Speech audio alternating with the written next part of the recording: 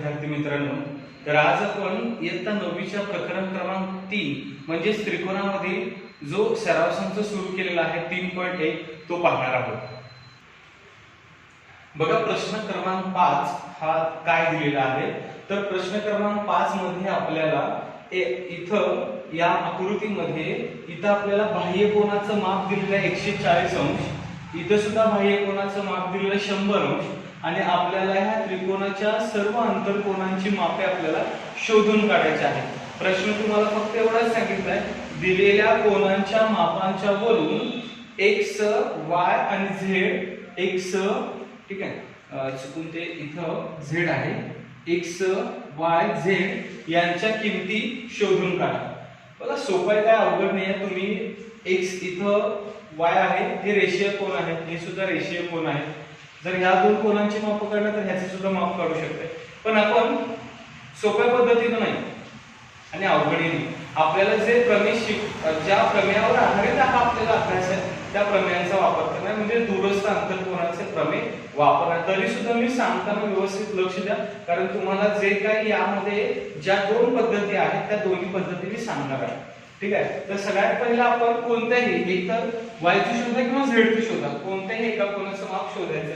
शक्यतो पहिला वायचं शोधायचं. ठीक आहे. तर सगळ्यात पहिला कोन TEN, कोन TEN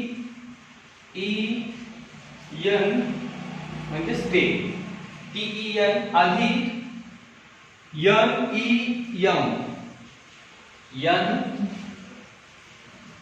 NEM बरोबर 180 अंश. ठीक आहे. मी अनेकदा सांगतो, पहिला तुम्हाला हे माहिती राहू दे. बऱ्याच मुलांना हे सुद्धा कळत नाही की हे x अंश, y अंश आणि z अंश असं दिले. हे त्रिकोणाची नावं नाहीत. हे T, N, M आणि E, R हे त्रिकोणांच्या नावांच्या मध्ये आहे. म्हणजे त्रिकोणाचं नाव काय आहे? ENM. त्रिकोणाचं नाव काय आहे? ENM. हे त्रिकोणाचं नाव आहे. बाह्य कोनांची नाव काय आहेत? NET हा एक बाह्य कोन आहे आणि EMR हा एक बाह्य कोन आहे. ठीक आहे. समजणं गरजेचं होतं म्हणून तुम्हाला समजावून सांगितलं. म्हणजे आता कोन TEN आणि NEM हे 180 अंश आहेत, कारण ते रेषीय कोन आहे. ठीक आहे. ते रेषीय कोन आहे. आता बघा त्याच्यानंतर याच्यातल्या एका कोनाचं माप आपल्याकडे आहे, TEN चं माप आहे. TEN चं माप आहे 100 अंश अधिक NEM चं माप आपण शोधून काढणार आहोत. NEM चं माप काय करणार आहे? आपण शोधून काढणार आहोत. NEM म्हणजे काय आहे? y आहे. ठीक आहे. तर y अंश बरोबर 180, हे 180 वजा हे 100 अधिक होतं म्हणजे पक्षांतर झालं काय होतं? वजा 100. तर y अंश बरोबर 180 मधून 100 गेले, राहिले 80 अंश. म्हणजे y चं माप असणार आहे आता 80 अंश. या y चं माप किती असणार आहे? 80 अंश. ठीक आहे. आता नेक्स्ट स्टेप आपण आता या y चं माप शोधून काढूया. बघा मी तुम्हाला काय सांगितलं की सगळ्या प्रकारची उदाहरणं वापरा. इतर रेषीय कोन एकदा वापरले ना, आता दुसरी पद्धत वापरा. आता आपण x चं माप शोधून काढू शकतो. कसं शोधून काढू शकतोय? तर दूरस्थ अंतरकोनाचे प्रमेय काय सांगते की बाह्य कोनाचे माप हे त्याच्या दूरस्थ अंतरकोनांच्या मापाच्या बेरजे एवढं असणार आहे. मी जे सांगितलंय ते लिहून दाखवतो. बाह्य कोनाचं नाव काय आहे? EMR. कोन EMR बरोबर हा जो बाह्य कोन आहे, या बाह्य कोनाचे माप त्याच्या दूरस्थ अंतरकोनांच्या मापाच्या बेरजे एवढं असणार आहे. ठीक आहे. तर x अंश अधिक y अंश यांच्या बेरजे एवढं EMR चं माप असणार आहे. म्हणजे ह्याचं कारण काय आहे? याचं कारण आहे दूरस्थ अंतरकोनाचे प्रमेय. दूरस्थ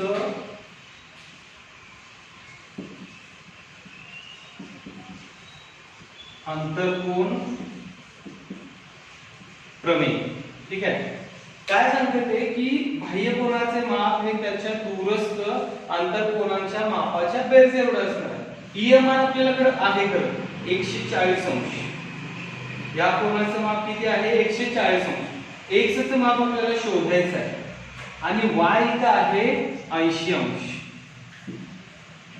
म्हणजे आता x अंश आहे तिथं आहे 140 मधून 80 वजा करायचे आहे. मग x अंश किती येणार आहे तर 140 मधून 80 गेले तर राहिले 60 अंश. म्हणजे आपलं x चं माप किती आहे 60 अंश. बघा इथपर्यंत तुम्ही रेग्युलर ह्याच पद्धती वापरणं गरजेचं आहे. इथं रेषीय कोनच वापरा, इथं दूरस्थ आंतरकोनाचे प्रमेय वापरा, मेथड तुमच्या बरोबर येते. आता तुम्ही z चं माप शोधणार. z चं शोधत असताना दोन पद्धती आहेत. इथपर्यंत तुम्हाला एकच पद्धत आहे. z चं शोधत असताना इथं तुम्ही रेषीय कोन आहे म्हणून सांगा. मग हे 140 आहे, रेषीय कोनांची बेरीज 180 अंश असते. 180 वजा 140 केले तर ते 40 येणार. ही एक पद्धत आहे पण ती वापरल्या. आपण दुसरी पद्धत आपल्याला माहिती आहे त्रिकोणाच्या तिन्ही कोनांच्या मापाची बेरीज 180 अंश असते. तर मग इथं पहिला लिहा त्रिकोण ENM मध्ये कोन x अंश अधिक कोन y अंश अधिक कोन z अंश बरोबर 180 अंश. आणि याचं कारण काय आहे त्रिकोणाचे माप. याचं कारण काय आहे त्रिकोणाचे माप. बघा म्हणजे त्रिकोणाचं माप आहे. प्रत्येक वेळेला आपलं सगळं रिझन सुद्धा बदलतोय, आपला सराव सुद्धा होईल. x चं माप आपण आता शोधून काढलंय 60 अंश. y चं माप आपण शोधून काढलंय 80 अंश. आणि z आपल्याला आता शोधायचा आहे. ठीक आहे. याची बेरीज केली 140 अंश अधिक z अंश बरोबर 180 अंश. बघा मग आता कोन z चं माप काढण्यासाठी 180 मधून हे 140 वजा करायचे आहे. म्हणजे कोन z चं माप येणार आहे 40 अंश. ठीक आहे. पूर्ण गणित तुमच्या समोर आहे. त्याच्यासारखं सोपं गणित नाही, भूमितीसारखा सोपा विषय नाही. तुम्हाला फक्त स्टेप बाय स्टेप जाता आलं पाहिजे. ठीक आहे. तर इथे हे एक्झाम्पल संपले. तर नेक्स्ट एक्झाम्पल आपण बघूया. क्वेश्चन नंबर 6 बघा आपल्याला काय दिलेलं आहे. रेषा AB आणि रेषा DE एकमेकींना समांतर आहेत.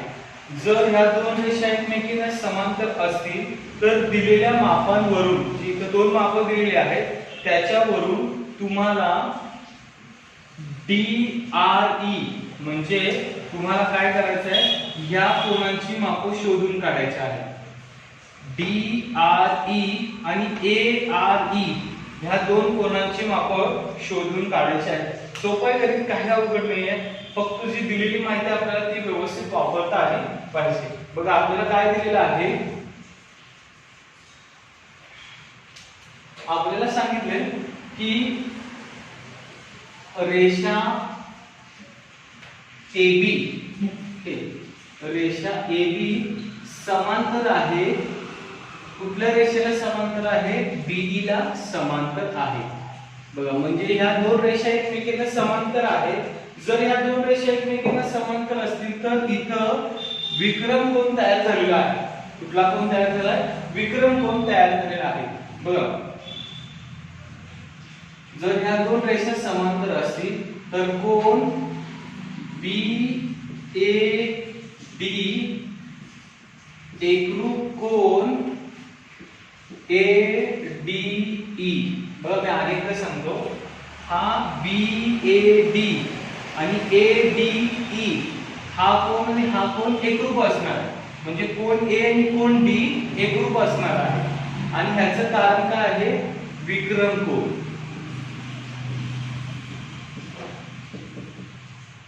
हे कसले कोन आहेत विक्रम कोन. जर ह्या रेषा समांतर असतील तर हे दोन कोन काय असणार आहेत एकरूप असणार. आणि हे कोन एकरूप आहेत कारण विक्रम कोन आहेत. इथं म्हणून लिहा कारण ह्या दोन रेषा समांतर आहेत म्हणून हे दोन विक्रम कोण आहेत आणि ते एकरूप आहेत आणि ते एकरूप असतील पण कोण BAD बरोबर 70 अंश आपल्याला दिलेले ना BAD 70 अंश म्हणून कोण ADE बरोबर 70 अंश हे 70 आहे म्हणून सुद्धा काय झालं 70 अंश झालं म्हणजे आता आपल्या या कोणाचं माप 70 अंश आलेलं आहे पण आपल्याला विचारले नाही या कोणाचं आणि या कोणाचं माप विचारलेलं आहे ठीक आहे म्हणजे ADE हे आपल्याला विचारलेलंच नाहीये आपल्याला R अंतःकोन आणि बाह्यकोनामध्ये विचारलेलं आहे तर आता आपल्याकडे दोन दूरस्थ कोन आहेत आणि हा बाह्य कोन आहे म्हणजे कोन ARE हा जो बाह्य कोन आहे बघा हा जो बाह्य कोन आहे ARE हा जो बाह्य कोन आहे त्याची बेरीज ही दूरस्थ अंतःकोनांच्या बेरजे एवढी असणार आहे म्हणजे कोन ADE किंवा RDE असं लिहा आणि इथे लिहून ठेवा म्हणजे RDE बरोबर 70 अंश हे जे आहे ADE असेल काय आणि RDE असेल काय 70 अंश असणार आहे म्हणजे आता RDE अधिक कोन DER या दोन कोनांच्या बेरजे एवढी याची बेरीज असणार आहे या बाह्य कोनाची बेरीज या दोन कोनांच्या बेरजे एवढी असणार आहे तर मग कोन ARE चा आपल्याला शोधायचा आहे कोन ARE चा आपल्याला शोधायचा आहे RDE किती दिलेला आहे RDE आपल्याकडे आता आपण शोधून काढलेला आहे 70 अंश आणि DER किती आहे 40 अंश म्हणजे बाह्य कोनाचे माप आपल्या किती आलेलं आहे 110 अंश आलेला आहे ठीक आहे इथं कारण काय येणार आहे दूरस्थ अंतःकोन प्रमेय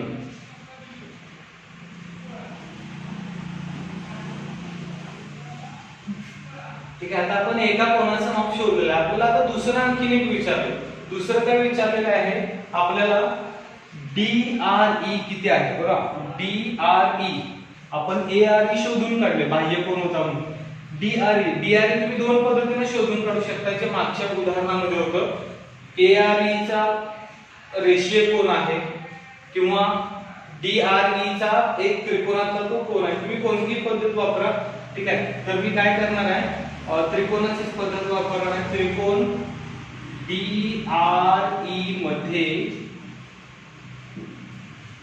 कोन D अधिक कोन E अधिक कोन R बरोबर 180 अंश त्रिकोणाचे माप